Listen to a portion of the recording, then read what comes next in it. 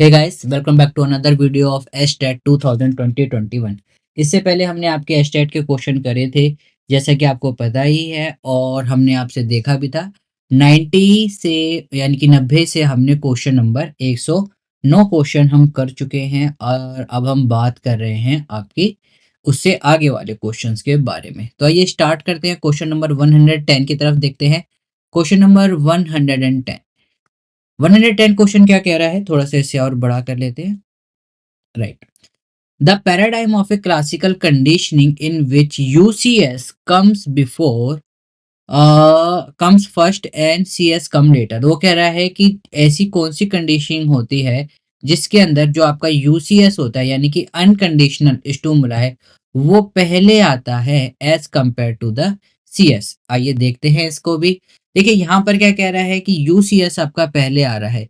UCS मतलब unconditional stimuli और बाद में आपका सीएस आ रहा है यानी कि control stimuli. Unconditional uncontrol stimuli आपका क्या होता है, फूड। और कंडीशनल स्टिमुली जो हमने पावलोव में करा था वो क्या था, बेल। राइट, बेल को बजाते थे तो उसके अंदर क्या होने लग जाता था, सलाइवा आने लग जाता था। तो यहाँ ये कह रहा है कि पहले हमने फूड दिया और बाद में बेल दवाई। तो ये कौन सी कंडीशनिंग है, मैंने आपको सारी कंडीशनिंग बता रखी है। ये आपकी बैकवर्ड कंडीशनिंग है और सबसे लीस्ट अमाउंट ऑफ लर्निंग या फिर आप कह सकते हैं नो लर्निंग भी यहाँ पर होती है। एक बात बताइए, अगर एक इंडिविजुअल को किसी चीज की जरूरत है, अगर आपने बच्चों से कहा कि बेटा अगर आप फर्स्ट आओगे या अच्छे मार्क्स लाओगे तो हम आपको फोन देंगे, लेकिन आपने फोन पहले ही दे दिया तो क्या बच्चा पढ़ेगा? बच्चा बिल्कुल नहीं पढ़ेगा। वो क्या करेगा, अब सारे दिन वो फोन में लगा रहेगा क्योंकि जो उसे रिवॉर्ड चाहिए था वो उसे मिल गया है। Come to the next question, question number 111 that is in vitro. Vitro का क्या मतलब होता है, मैंने आपको बताया था यहाँ पर दो तरीके से होता है, इन विवो और इन विट्रो। विट्रो का मतलब होता है आउटसाइड, कभी भी याद रखना। और जैसे ही कहीं पर भी आपको इन विवो, विट्रो की जगह विवो लिखा हो, विवो मतलब होता है कोई भी जो चीज हो रही है वो क्या हो रही है बेटा, इनसाइड हो रही है। अब सिस्टमैटिक डिसेंसिटाइजेशन क्या होती है, ये बिहेवियर थेरेपी की टेक्निक है। बिहेवियर थेरेपी की तीन टेक्निक होती है, एवर्जन, सिस्टमैटिक डिसेंसिटाइजेशन और आपका फ्लडिंग। उसमें से ये कह रहा है कि जो बिहेवियर थेरेपी के अंदर सिस्टमैटिक डिसेंसिटाइजेशन जो थेरेपी होती है वो किसके बेसिस पर होती है, बिल्कुल ये भी हमने आपसे कर रखा है, क्लासिकल कंडीशनिंग के ऊपर ये बेस रहती है आपकी। इंस्ट्रूमेंट कौन सी होती है, जब हम इंस्ट्रूमेंट से किसी चीज को सीखने की कोशिश करते हैं। ऑब्जर्व लर्निंग, जब हम किसी भी लर्निंग को ऑब्जर्वेशन के थ्रू कर रहे होते हैं, that is observation learning. Right, तो सिस्टमैटिक डिसेंसिटाइजेशन ये क्वेश्चन हमने पहले भी कर रखे हैं आपके, कितना है, कौन सी होगी ये, क्लासिकल लर्निंग। अब यहाँ पर बात करते हैं the condition compounded by propounded by the Skinner in also known as. Skinner कौन थे आपके, स्किनर ने कौन सी कंडीशनिंग दी थी? देखिए स्किनर थे आपके जिन्होंने रिवॉर्ड और पनिशमेंट की, रिवॉर्ड एंड पनिशमेंट। अब रिवॉर्ड और पनिशमेंट की बात करी थी आपके स्किनर ने, इसे बेसिकली क्या कहा जाता था, ऑपरेंट कंडीशनिंग बेटा। ऑपरेंट कंडीशनिंग में ये कहा गया था कि जो बिहेवियर होता है वो behaviour is influenced by it's consequences. मैं यहां लिख देता हूं, behaviour is influenced by it's consequences. Consequences का यहाँ पर क्या मतलब है, यहाँ पर इन्होंने कहा था कि अगर किसी बिहेवियर को करके किसी भी एक इंडिविजुअल को रिवॉर्ड मिलता है तो बार बार उस बिहेवियर को करने की कोशिश करता है, और अगर किसी बिहेवियर को करने पर उस इंडिविजुअल को पनिशमेंट मिलती है तो वो उस बिहेवियर को नहीं करता है या फिर कम कम करके खत्म करने की कोशिश करता है। ये हमने आपका स्किनर थ्योरी में पढ़ा था। तो स्किनर ने ये कह रहे हैं कि जो बीएफ स्किनर थे उनकी जो कंडीशन थी वो किस और नाम से जानी जाती है, type S, type R, type B, type A. आइए इन सब के बारे में हम यहाँ पर पढ़ते हैं। जब हम बात करते हैं टाइप एस कंडीशनिंग, तो टाइप एस कंडीशनिंग को हम क्या कहते हैं बेटा, classical conditioning. Type S conditioning को क्या कहते हैं हम, क्लासिकल कंडीशनिंग। और यहाँ पर जो मेन मोटिव रहता है वो स्टिमुलस के ऊपर रहता है। टाइप आर कंडीशनिंग की बात करते हैं, इसे हम क्या कहते हैं, आपकी ऑपरेंट कंडीशनिंग, या फिर यहाँ पर जो सबसे ज्यादा सिग्निफिकेंट रहता है, ऊपर स्टिमुलस, यहाँ पर रेस्पॉन्स।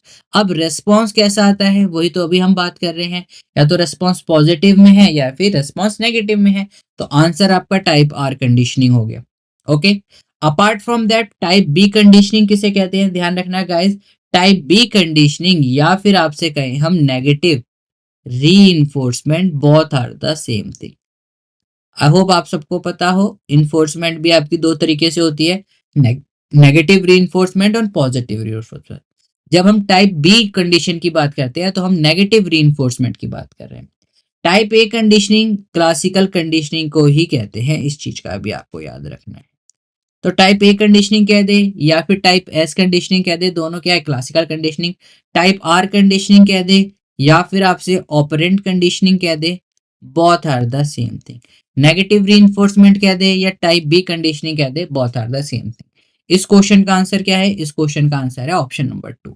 स्किनर ने टाइप आर कंडीशनिंग की बात करी थी, और इवान पावलोव की अगर हम बात करेंगे तो उन्होंने टाइप एस कंडीशनिंग की बात करी थी। Moving on to the next question, question number 113 यहाँ पर बात कर रहे हैं, वो कह रहा है कि dash focus on the links between mind, brain and immune system. ये आपका जो टर्म दी गई है ये क्लास 11th की एनसीईआरटी में भी दे रखी है। तो one of the most significant आप कह सकते हो, बहुत इजी क्वेश्चन होता है, that is psycho neuro immunology. Psycho neuro immunology क्या होता है कि लिंक बताता है माइंड, ब्रेन और हमारे इम्यून सिस्टम के बीच में। फिजियोलॉजिकल एनर्जी क्या होती है, फिजियोलॉजिकल एनर्जी बेसिकली आपकी, इसका दूसरा नाम इसे हम कहते हैं बिहेवियरल न्यूरोसाइंस बेटा। इसका दूसरा नाम क्या होता है, बिहेवियरल न्यूरोसाइंस। अगर हम यहाँ पर बात करें तो फिजियोलॉजिकल साइकोलॉजी में या फिर बिहेवियर न्यूरोसाइंस में हम बात करते हैं कि जो हमारा ब्रेन है वो कैसे वर्क कर रहा है नर्वस सिस्टम के साथ, और कैसे जो नर्वस सिस्टम है इन्फ्लुएंस करता है हमारे थॉट्स, हमारे इमोशन और हमारे एक्शन को। मैं दोबारा बोल देता हूं, जो फिजियोलॉजिकल साइकोलॉजी होती है it is dealing with the how brain and nervous system impact thoughts, emotions and action, right, that is physiological energy. फिर आपकी आती है इन्वायरमेंटल साइकोलॉजी। अगर हम इन्वायरमेंटल साइकोलॉजी की बात करें तो what is it, that is humour और जो उसके सराउंडिंग में रहता है, या it is your surrounding environment. तो सराउंडिंग इन्वायरमेंट और ह्यूमन का आपस में क्या इंटरेक्शन रहता है, that is environmental psychology. Cognitive psychology भी हम बहुत बार पढ़ चुके हैं, दैट इज एक इंडिविजुअल कैसे परसीव कर रहा है, कैसे वो दूसरी चीजों को देख रहा है। या फिर आप इसमें कह सकते हैं study of the mental process, study of mental process, that is your cognitive psychology. Answer क्या होगा आपका, psycho neuro immunology, that is the link between the mind and the brain and the आपका immune system. Moving on to the next question, Babinski reflex, ये भी आपसे बहुत बार पूछा गया हुआ है, in which month of the prenatal development ये डेवलप होता है। अगर आप बात करेंगे बिबिन्स्की रिफ्लेक्स की तो ये आपके बाद जैसे ही बच्चा जब बॉर्न होता है तो उस पे बिबिन्स्की जो रिफ्लेक्स होता है वो उसके साथ होता है। बेसिकली बिबिन्स्की रिफ्लेक्स क्या होता है, कई बार आप देखोगे अगर जो बच्चे का आप जो टो होता है या फिर बच्चे का जो पाँव होता है जिसे हम तलवा कहते हैं, राइट, आप उसके ऊपर उंगली फेर के देखते हो तो बच्चे का जो टो होता है वो उसको ग्रैब करने की कोशिश करता है या फिर खुलने की कोशिश करता है। बच्चा क्या करता है, जैसे हम अपने हाथ को क्लोज और ओपन करते हैं उसी तरीके से बच्चा उस चीज को वहां से हटाने की कोशिश करता है। इस चीज का आप याद रखें, बिबिन्स्की इफेक्ट क्या रहता है, basically it is related to the toe. Toe मतलब आपके पाँव से, लेग्स के जो होता है तलवा, उसके ऊपर जो हम गुदगुदी करने की कोशिश करते हैं तो बच्चा अपने जो उंगलियां हैं उनको खोल और बंद करने की कोशिश करता है, दैट इज योर बिबिन्स्की इफेक्ट। कब तक चलता है ये याद रखना, बाय बॉर्न से ये 2 ईयर तक चलता है। अगर 2 साल के बाद भी बच्चे को बिबिन्स्की रिफ्लेक्स महसूस हो रहा है, धीरे धीरे कम होते चल जाता है, बाद में अगर 2 साल के बाद भी रिफ्लेक्स महसूस हो रहा है, दैट इज बच्चे के अंदर कुछ न्यूरो या फिर डेवलपमेंटल इशू है। कब डेवलप होता है, मंथ के अंदर, 4th मंथ के अंदर ये बेसिकली अपने आप कह सकते हैं एक पॉइंट पर पीक पर होता है, ऑल्थो ये बाय बॉर्न ही आपके डेवलपमेंट में रहता है। बात करते हैं क्वेश्चन नंबर 115 की, dash nerve fibres in the spinal cord that carry information from receptor through out the body towards the brain. कौन सी ऐसी रिसेप्टर्स हैं जो कि आपकी इंफॉर्मेशन को कैरी करती है through out the body towards the brain, सारी बॉडी पार्ट से ब्रेन की तरफ। तो आइए बात करते हैं सबसे पहले मेडुला की, नीचे से बात करते हैं। मेडुला क्या होती है? It is the lower part, सबसे छोटा आप कह सकते हैं, लोअर मतलब सबसे पीछे का पार्ट है, lower part of brain stem. Brain stem यानी कि आपकी नेक जब आपकी स्पाइनल कॉर्ड से जुड़ रही होती है, that is the part of the brain stem. तो सबसे लोअर पार्ट है आपका ब्रेन स्टेम का, और इट रेगुलेट्स, क्या रेगुलेट करता है ये? एएनएस यानी कि ऑटोमेटिक नर्वस सिस्टम से रेगुलेट करता है ब्रीथिंग, हार्ट रेट इंडिविजुअल की, एंड ब्लड प्रेशर। इन सारी चीजों को ये क्या करता है बेटा? इन सारी चीजों को ये रेगुलेट करने की कोशिश करता है। किसके थ्रू? ऑटोमेटिक नर्वस सिस्टम के थ्रू। फिर आपका आता है एफरेंट नर्व। अब एफरेंट नर्व क्या होती है? एफरेंट नर्व आपको मोटर नर्व भी कही जाती है, मोटर नर्व्स। अब ये क्या करती हैं? ये सिग्नल्स को कैरी करती हैं सेंट्रल नर्वस सिस्टम से, जो कि आपको या किसी ऑर्गन को इफेक्ट कर रहा होता है। Carry signals from the CNS. CNS मतलब central nervous system to affect organ, जहां पर वो इफेक्ट हो रहा है। ठीक है बेटा, बेसिकली इनका काम क्या होता है? मोटर नर्व सिस्टम का आपका एक्शन और रेस्पॉन्स, कैसा उसके ऊपर एक्शन हो रहा है और कैसा उसे रेस्पॉन्स करना है। बचा आपका क्या? Efferent nerve. एफरेंट नर्व क्या रहती है? ये सारी इंफॉर्मेशन को कैरी करती है। इंफॉर्मेशन कैसे करे, कहां से कैरी करेगी? सेंसरी रिसेप्टर से। सेंसरी रिसेप्टर के throughout the body information को कैरी करती है। कैरी, मैं यहाँ लिख देता हूं ताकि आप लोग यहीं से नोट्स बनाते चलिए। Carry information from sensory receptors through out the body.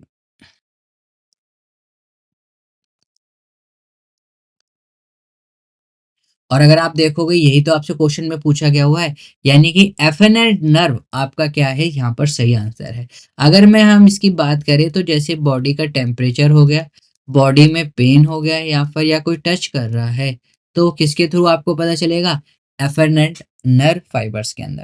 तो क्वेश्चन नंबर 15 में भी ये पूछा गया था, कौन सी नर्व फाइबर है जो कि आपकी स्पाइनल कॉर्ड से सारी इंफॉर्मेशन को रिसेप्टर्स के throughout the body towards the brain की तरफ पहुंचाती है? That is your afferent nerve fibre. Moving on to the next question, question number 1116, that is यहाँ पर पूछा हुआ है कि आईक्यू का क्या फॉर्मूला होता है।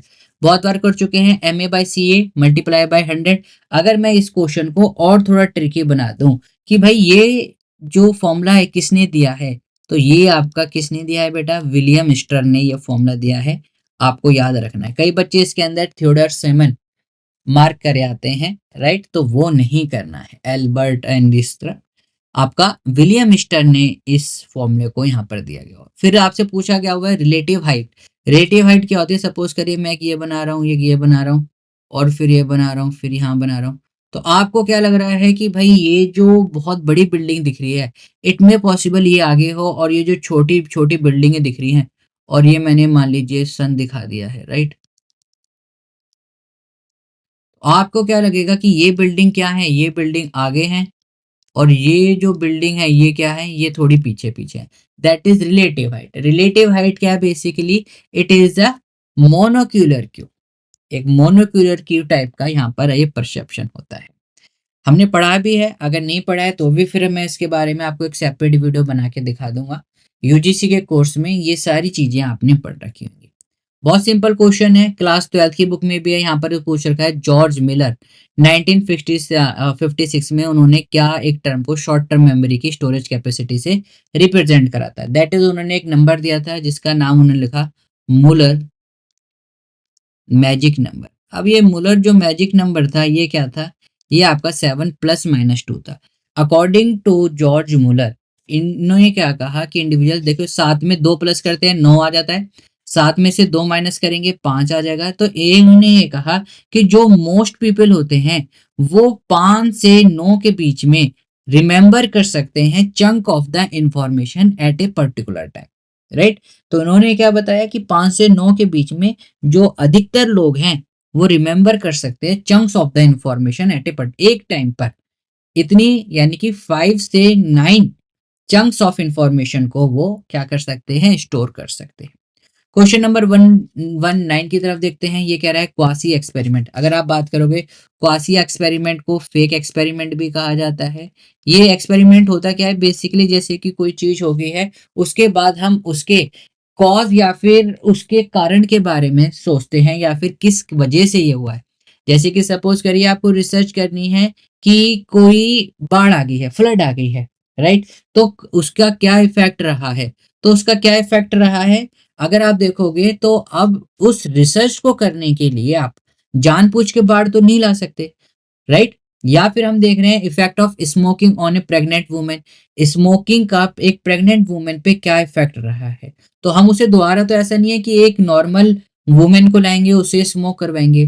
तो हम क्या कहते हैं, जो हमारे पास पहला डाटा है और कुछ न्यू डाटा को हम कलेक्ट करके उनके पॉसिबल कॉजेज देखते हैं कि इन कारणों की वजह से ये हुआ हो। अभी थोड़े टाइम पहले केरल में बाढ़ आई थी, वायनाड के अंदर बहुत ज्यादा भयंकर तरीके से तबाही हो गई थी। तो अब क्या हम दोबारा अगर हमें रिसर्च करनी है तो हम दोबारा वहां पर नहीं लेके आएंगे, हम क्या देखेंगे क्या क्या कारण हुए हैं।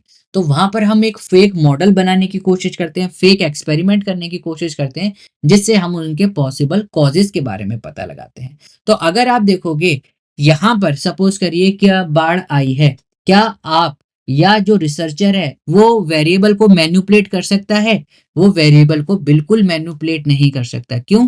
क्योंकि वो तो पहले ही चीजें हो रखी हैं, एक्सपेरिमेंट तो पहले ही हो रखा है। तो यानी कि जो रिसर्चर है ना ही वो इंडिपेंडेंट वेरिएबल को मैनिपुलेट कर सकता है, ना डिपेंडेंट वेरिएबल को मैनिपुलेट कर सकता है। तो पहला ऑप्शन आपका गलत।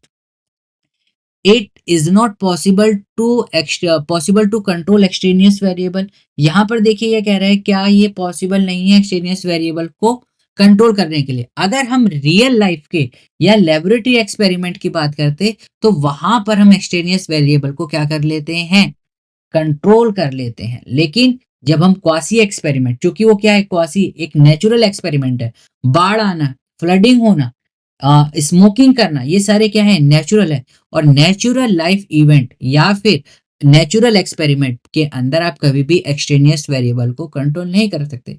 Random assignment of the subject is not possible, बिल्कुल यहाँ पर भी है कि ये भी नहीं हो सकता।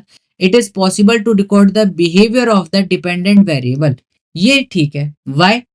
अब अगर आप देखोगे out of the which of the following can not be considered the limitation, क्या लिमिटेशन नहीं मानी जाती है क्वासी एक्सपेरिमेंट की। तो क्वासी एक्सपेरिमेंट के अंदर सबसे ज्यादा जो आपकी लिमिटेशन रहती है कि आप डिपेंडेंट वेरिएबल को वहां पर बिहेवियर को क्या कर नहीं कर सकते, रिकॉर्ड नहीं कर सकते।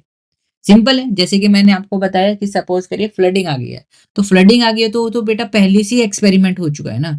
आप इसके पॉसिबल कॉजेस को ढूंढ सकते हैं, आप उनको मैनिपुलेट नहीं कर सकते। Okay, moving on to the next question. यहाँ पर कह रहा है dash are the irrational fears. तो देखिए फियर की जहां पर बात आ रही है फोबियाज होगा, आगे पढ़ने की जरूरत ही नहीं है, phobia is the right answer. Question number 121 की तरफ देखते हैं। कह रहा है bio feedback has how many stages. Bio feedback क्या रहता है और उसकी कितनी स्टेजेस रहती हैं। तो अगर हम बायो फीडबैक की बात करें तो उसकी 3 स्टेजेस होती हैं। कौन कौन सी 3 स्टेजेस होती हैं? सबसे पहली स्टेज में बेटा अवेयरनेस कराया जाता है कि भाई आप देखिए इस तरीके से सराउंडिंग से या फिर जो आपका स्ट्रेस लेवल है वो कितना बढ़ा हुआ है। उसके बाद उनको कुछ स्किल एक्विजिशन स्टेज होती है दूसरी, कुछ स्किल सिखाए जाते हैं जिसकी वजह से वो अपना स्ट्रेस को कम कर सके और फिर उस स्ट्रेस की जगह कोई और न्यू हॉबी या फिर स्किल्स को वो क्या करते हैं, ट्रांसफर करने की कोशिश करते हैं। तो 3 स्टेजेस होती हैं आपकी बायो फीडबैक के अंदर। Dash moving on to the next question. Dash is the method of the verbal learning which is used to find out the how participate learn the list of the variable verbal item। तो list of the variable item में देखिए मैंने आपको बताया था पिछली बार भी, एक होती है सिक्वेंशियल लर्निंग, एक होती है सीरियल लर्निंग जिसे हम कहते हैं, और एक होती है आपकी फ्री रिकॉल। फ्री रिकॉल में यहाँ पर क्या होता है, आप किसी भी तरीके से जो आपको लिस्ट दी गई है, कुछ आगे से बोल लिए, कुछ पीछे से, कुछ बीच में से, फिर पीछे चले गए, फिर आगे बोल लिए, दैट इज फ्री रिकॉल। लेकिन यहाँ पर कह रहा है कि use to find out how participant learn the list of the variable verbal item. हम यहाँ देख रहे हैं कि जो बच्चा है लिस्ट के आइटम को कैसे लर्न कर रहा है। तो हमने अगर उनको कोई एक सीक्वेंस दी है, उसी सीक्वेंस के थ्रू हम उस चीजों को जानना चाहेंगे। जैसे कि आपसे एग्जाम में पूछा जाता है write down in this sequence, जैसे कि ट्राइआर्किक जो आपकी थ्योरी है स्टर्नबर्ग की, उसको कई बार वो सीक्वेंस में पूछ लेते हैं। कई बार जो आपकी स्ट्रक्चर ऑफ गिलफर्ड थ्योरी है, उसको वो कई बार आपका स्ट्रक्चर में पूछ लेते हैं। दैट इज वहां पर वो क्या कर रहे हैं, वो आपसे सीरियल लर्निंग की बात कर रहे हैं कि इनको क्या करें, एक सीक्वेंस में बताइए। सीक्वेंस मतलब सबसे पहले क्या हुआ, फिर बाद में क्या हुआ, and so on and so fourth. तो यहाँ पर इसका आंसर क्या होगा बेटा, सीरियल लर्निंग होगा। क्वेश्चन नंबर 123 की तरफ चलते हैं। ये क्या कर रहे हैं, मैच कंसेप्ट करने हैं हमें यहाँ पर। ये हमने लास्ट क्लास में भी पढ़ा था। अगर आप देखोगे रेटिना, कोन्स और रोड ही एक ऐसा है जो कि आपकी आई से मिल रहा है, यानी कि डी का पहली बात तो यहाँ क्या होगा बेटा, फोर्थ। डी का फोर्थ कहाँ कहाँ है, यानी कि ये ऑप्शन तो पक्का गलत हो गया, ये गलत हो गया। अगर हम देखते हैं उसके बाद आपका इनर एयर की हम बात करते हैं, इनर एयर की। इनर एयर आपका किससे रहता है, एनविलन स्ट्रिप से रहता है, ये भी हमने लास्ट क्लास में पढ़ा था। तो सी का थर्ड हो गया है। सी का थर्ड कहीं है, सी का थर्ड देखिए, अगर आपको सी का पता है तो हमें और किसी की जरूरत नहीं है, सिर्फ ऑप्शन नंबर 2। पिछली क्लास में हमने करा भी है, और इसलिए मैं आपसे कहता हूं क्लास को मिस मत करिए। आई नो क्लास थोड़ी लंबी हो जाती है आधे आधे घंटे के लिए, बट आप ये देखिए कि आपको उससे फायदा कितना हो रहा है। फ्री ऑफ कॉस्ट ये चीजें आपको सीखने को यहाँ से मिल रही हैं। इवान पावलोव की हम बात करते हैं, वॉज ए रशियन। अब देखिए बच्चे क्या करते हैं, तुरंत आके इस पे लगा देंगे साइकोलॉजिस्ट। लेकिन आई होप सबको पता है कि इवान पावलोव जो थे वो क्या थे, फिजियोलॉजिस्ट थे। फिजियोलॉजिस्ट में यहाँ पर क्या मतलब है कि अगर आप देखोगे तो जो रशियन जो थे, रशियन मतलब इवान पावलोव जी, वो बेसिकली डाइजेशन के ऊपर काम कर रहे थे, जॉ को, यानी कि जो कुत्ते थे उनके जो जॉ के ऊपर वो काम कर रहे थे। जॉ मतलब जबड़ा।